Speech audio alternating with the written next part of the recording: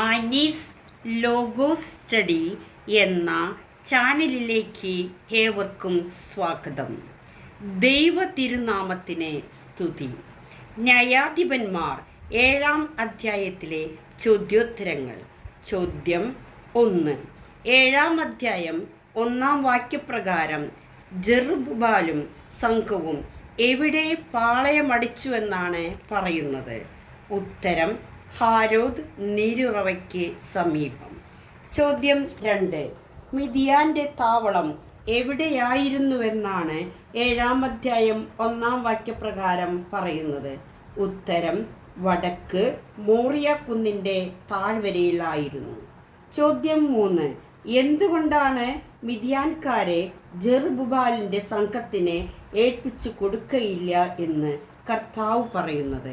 ഉത്തരം ജെറുബ്ബാൽ ഗിദെയോന്റെ സംഖ്യ അധികമായതിനാൽ. ചോദ്യം 4. ഇസ്രായേൽ എപ്രകാരം വീമ്പടിച്ചേക്കുമെന്നാണ് 7-ാം അധ്യായം 2-ാം വാക്യപ്രകാരം പറയുന്നത്? ഉത്തരം സ്വന്തം കൈകൊണ്ട് തന്നെ രക്ഷ പ്രാപിച്ചുവെന്ന്. ചോദ്യം 5. ഭയന്ന് വിറയ്ക്കുന്നവർ എന്ത് ചെയ്യുവാൻ ജനത്തോട് പറയണമെന്നാണ് കർത്താവ് പറയുന്നത്? ഉത്തരം ഭയന്ന് വിറയ്ക്കുന്നവർ വീടുകളിലേക്ക് തിരിച്ചു പോയിക്കൊള്ളുക എന്ന്.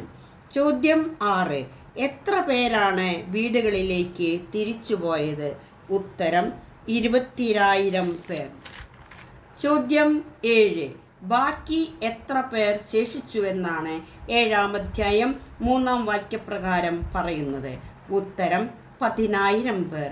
ചോദ്യം 8. ജനങ്ങളെ എവിടെ കൊണ്ടുവരാനാണ് 7-ാം അധ്യായം 4-ാം വാക്യപ്രകാരം പറയുന്നത്? ഉത്തരം ജലാശയത്തിലേക്ക് കൊണ്ടുവരിക. ചോദ്യം 9. ജലാശയത്തിൽ വെച്ച് ഞാൻ നിങ്ങളെ എന്തു ചെയ്യുമെന്നാണ് കർത്താവ് ഗിദെയോനോട് പറഞ്ഞത്? ഉത്തരം അവിടെ വെച്ച് അവരെ ഗിദെയോന് വേണ്ടി പരിശോധിക്കാമെന്ന്. ചോദ്യം 10. ആർ നിന്നോടുകൂടെ വരട്ടെ എന്നാണ് കർത്താവ് ഗിദെയോനോട് പറഞ്ഞത്? ഉത്തരം ഇവൻ നിന്നോടുകൂടെ പോരട്ടെ എന്ന് ഞാൻ ആരെപ്പറ്റി പറയുന്നുവോ അവൻ നിന്നോടുകൂടെ വരട്ടെ. ചോദ്യം 11. ആര് പോരണ്ട എന്നാണ് കർത്താവ് പറഞ്ഞത്? ഉത്തരം ഇവൻ നിന്നോടുകൂടെ പോരണ്ട എന്ന് ഞാൻ ആരെക്കുറിച്ച് പറയുന്നുവോ അവൻ പോരേണ്ട. ചോദ്യം 12. 7-ാം അധ്യായം 5-ാം വാക്യപ്രകാരം ജലത്തിന് സമീപം ജനത്തെ കൊണ്ടുവന്നപ്പോൾ ആരെ നീ മാറ്റി നിർത്തണമെന്നാണ് കർത്താവ് പറഞ്ഞത്? ഉത്തരം നായെപ്പോലെ വെള്ളം നക്കി കുടിക്കുന്നവരെ നീ മാറ്റി നിർത്തണം. ചോദ്യം 13. രണ്ടാമതായി ആരെ മാറ്റി നിർത്തണമെന്നാണ് കർത്താവ് പറഞ്ഞത്? ഉത്തരം മുട്ടുകുത്തി കുടിക്കുന്നവരെ മാറ്റി നിർത്തുക. ചോദ്യം 14.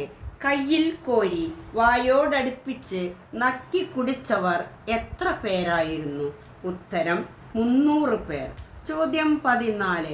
ആരെക്കൊണ്ടാണ് മിദ്യാൻകാരെ വീണ്ടെടുക്കുമെന്നാണ് കർത്താവ് ഗിദെയോനോട് പറഞ്ഞത്? ഉത്തരം വെള്ളം നക്കി കുടിച്ച 300 പേരെ കൊണ്ട്. ചോദ്യം 15. മറ്റുള്ളവർ എന്ത് ചെയ്യട്ടെ എന്നാണ് കർത്താവ് പറഞ്ഞത്? ഉത്തരം തങ്ങളുടെ ഭവനങ്ങളിലേക്ക് പോകട്ടെ. ചോദ്യം 16. 7-ാം അധ്യായം 9-ാം വാക്യപ്രകാരം ഗിദെയോനോട് എഴുന്നേറ്റ് വീട്ടിലേക്ക് ചെല്ലുവാനാണ് പറഞ്ഞത്? ഉത്തരം എഴുന്നേറ്റ് താവളത്തിൻ അരികിലേക്ക്. ചോദ്യം 17. താഴേക്ക് ഇറങ്ങിച്ചെല്ലാൻ ഭയമാണെങ്കിൽ ആരെ കൂടി കൊണ്ടുപോവുകയെന്നാണ് പറഞ്ഞത്? ഉത്തരം ഭൃത്യൻ പൂരായെ കൂടി കൊണ്ടുപോവുക. ചോദ്യം 18. മിദ്യാൻകാർ, അമലേക്യർ, പൗരസ്ത്യർ ഇവരുടെ കൂട്ടം താഴ്വരയിൽ ഏതുപോലെ അസംഖ്യമായിരുന്നു? ഉത്തരം വെട്ടുകിളികൾ പോലെ. ചോദ്യം 19. അവരുടെ ഒട്ടകങ്ങൾ ഏതുപോലെ സംഖ്യാതീതമായിരുന്നു? ഉത്തരം കടൽപ്പുറത്തെ മണൽ പോലെ. ചോദ്യം 20. സ്വപ്നത്തിൽ മിദ്യാൻകാരുടെ താവളത്തിലേക്ക് എന്ത് ഉരുണ്ടുരുണ്ടു വന്ന് കൂടാരത്തിനു മേൽ തട്ടി കൂടാരം മേൽക്കീഴായി മറഞ്ഞുവെന്നാണ് പറയുന്നത്? ഉത്തരം ഒരു ബാർലിയപ്പം. ചോദ്യം 21. സ്വപ്നം കണ്ട വ്യക്തിയുടെ സ്നേഹിതൻ അത് എന്താണെന്നാണ് വ്യാഖ്യാനിച്ചത്? ഉത്തരം ഇസ്രായേലിനായ യോവാഷിന്റെ പുത്രൻ ഗിദെയോന്റെ വാൾ എന്ന്. ചോദ്യം 22. ഗിദെയോന്റെ കൈകളിൽ ദൈവം ആരെയെല്ലാം ഏൽപ്പിച്ചിരിക്കുന്നുവെന്നാണ് സ്വപ്നം കണ്ട വ്യക്തിയുടെ സ്നേഹിതൻ പറഞ്ഞത്? ഉത്തരം മിദ്യാൻകാരെയും സൈന്യത്തെയും. ചോദ്യം 23. സ്വപ്നവും അതിൻ്റെ വ്യാഖ്യാനവും കേട്ടപ്പോൾ ഗിദെയോൻ എന്താണ് ചെയ്തത്? ഉത്തരം ഗിദെയോൻ ദൈവത്തെ വണങ്ങി. ചോദ്യം 24. എഴുന്നേൽക്കുവിൻ, കർത്താവ് മിദ്യാൻ സൈന്യത്തെ നിങ്ങളുടെ കൈകളിൽ ഏൽപ്പിച്ചിരിക്കുന്നുവെന്ന് പറഞ്ഞത് ആർ? ഉത്തരം ഗിദെയോൻ. ചോദ്യം 25. 300 പേരെ ഗിദെയോൻ എപ്രകാരമാണ് തിരിച്ചത്? ഉത്തരം 3 ഗണമായി. ചോദ്യം 26. 300 പേരുടെ കൈകളിൽ എന്താണ് ഗിദെയോൻ കൊടുത്തത്? ഉത്തരം കാഹളങ്ങളും ഒഴിഞ്ഞ ഭരണികളിൽ പന്തങ്ങളും. ചോദ്യം 27. എവിടെ ചെല്ലുമ്പോഴാണ് ഗിദെയോൻ ചെയ്യുന്നത് പോലെ ചെയ്യണമെന്ന് പറഞ്ഞത്? ഉത്തരം പാളയത്തിൻ്റെ അതിർത്തിയിൽ. ചോദ്യം 28. ഗിദെയോനും ഗിദെയോന്റെ കൂടെയുള്ളവരും കാഹളം മുഴക്കുമ്പോൾ പാളയത്തിൻ്റെ എല്ലാ ഭാഗങ്ങളിലും കാഹളം മുഴക്കി എന്ത് ഉദ്ഘോഷിക്കണമെന്നാണ് പറയുന്നത്? ഉത്തരം കർത്താവിനും ഗിദെയോനും വേണ്ടി എന്ന്. ചോദ്യം 29. എപ്പോഴാണ് ഗിദെയോനും കൂടെയുള്ള 100 പേരും പാളയത്തിൻ്റെ അതിർത്തിയിലെത്തിയത്? ഉത്തരം മധ്യയാമാരംഭത്തിൽ ഭടന്മാർ കാവൽ മാറുമ്പോൾ. ചോദ്യം 30. 7-ാം അധ്യായം 19-ാം വാക്യപ്രകാരം ഭടന്മാർ കാവൽ മാറുമ്പോൾ ഗിദെയോനും കൂടെയുള്ള 100 പേരും എന്താണ് ചെയ്തത്? ഉത്തരം കാഹളം മുഴക്കി കയ്യിലുണ്ടായിരുന്ന ഭരണികൾ ഉടച്ചു. ചോദ്യം 31. ഇടത് കൈയിൽ എന്താണ് ഉണ്ടായിരുന്നത്? ഉത്തരം പന്തം. ചോദ്യം 32. വലത് കൈയിൽ എന്താണ് ഉണ്ടായിരുന്നത്? ഉത്തരം കാഹളം. ചോദ്യം 33. 7-ാം അധ്യായം 20-ാം വാക്യപ്രകാരം 3 ഗണങ്ങളും എന്താണ് ആർത്ത് വിളിച്ചത്? ഉത്തരം കർത്താവിനും ഗിദെയോനും വേണ്ടി ഒരു വാൾ എന്ന്. ചോദ്യം 34.